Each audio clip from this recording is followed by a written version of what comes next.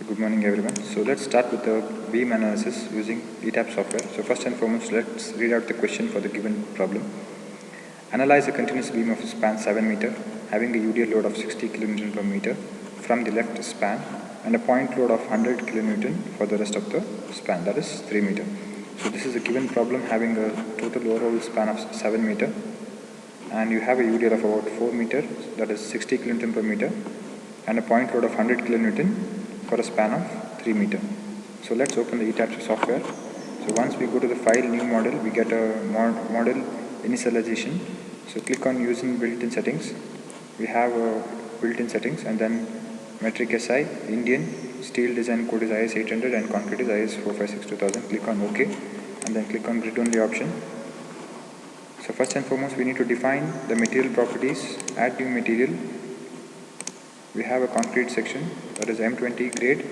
Click on OK and then add new material property. We have a rebar, that is your steel reinforcement section, that is of grade FE 4 and 5 grade steel, and click on OK. So next is your section properties, frame sections, add new material property. We need to take a rectangular section. So for example, beam 230 cross 300, material type is M20, depth is 300, width is 230. So for this beam we need to click on the M3 design only beam and then HYST 4 and 5 for the confinement as well as longitudinal bars, and the cover needs to be provided of about 30 mm for the beams. Then click on OK. Similar way we need to define the rectangular section for a column C230 cross 400. Then click on the depth option. 400 is your depth and width is 230. Go to the reinforcement column. We need to change the rebar material type. Then click on OK. Once this is done, for the defining option as material as well as section properties, we need to assign it the given span, that is 4 and 3 meter. So go to the etabs software, click on the right click on the bubble, add or modify grids, modify grid system. So click on the display grid data as spacing. So first span meter is 4 and the rest is 3 meter. You have a point load and the last is 0. You have another grid, just delete it off the X grid line. So you can see a small window which is shown in your grid system data showing the ABC as a bubble line. So that's your given span for the particular problem. Then click on OK.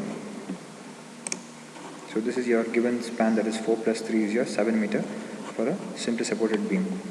So first and foremost, click on beam. Property of the beam is beam 230 cross 300. Then place the beam on the set grid lines. Then click on escape. And we need to choose the loads which needs to be placed on that. So for example, if this is your UDL load, I need to click on the beam. So assign frame loads, distributed, live load. We have a UDL of about 60 kN for the 4 meter span. Then click on, I've given a uniform load of 60 kN per meter. Click on OK. The next is remaining is 3 meter of about point load is 100 kN meter. Assign, go to frame loads, point, and then this is a live load which is acting on the beam. Click on absolute distance from the end. Load is about 100 kN. Distance is about 1.5 meter. Then click on OK. So click on the elevation part and click on the bubble 1 in order to view the loading part. So we need to choose a column. So go back to the elevation part and click on A bubble or go to the plan section. Yes. So from this we need to choose the Fixit support for the given set joint. So go to the assign part, joint, restraints, and then Fixit, click on fast restraints, that is Fixit joint. And then next remaining two is your hinged support. And click on the 2 points which is having the hinged support, assign, joints, restraints, and then click on hinge. This is your hinge option. When I click it, it automatically removes your rotation about X, Y, and Z. Then click on OK.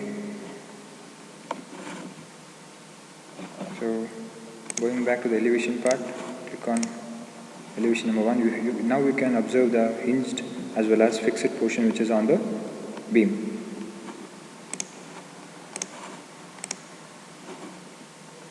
So after this we need to run the beam. So before running we need to save the file name as beam analysis.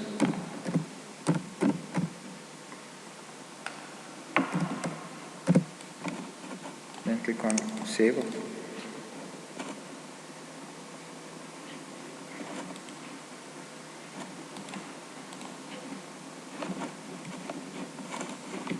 So now you can see the elastic curve which is shown on this beam. So in order to see the moment as well as shear force in a particular span, click on moment 33 live load and then OK. So this is your moment which is showing on the particular span. If we have to see the shear force for the set span, then click on the member force diagram, frames of pier spandrels, click on live load, shear 2 and then OK.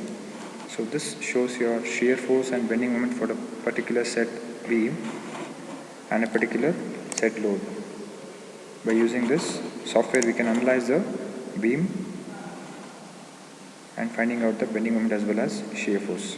If we right click on the particular beam or the particular span of the beam, we can get to know the shear as well as moment which is acting on that particular beam for the set span. We have a 100 kN load which is acting for the second part of the beam. We have a reaction which is generated for both the points, and we have one moment reaction which is in between the span. Thank you.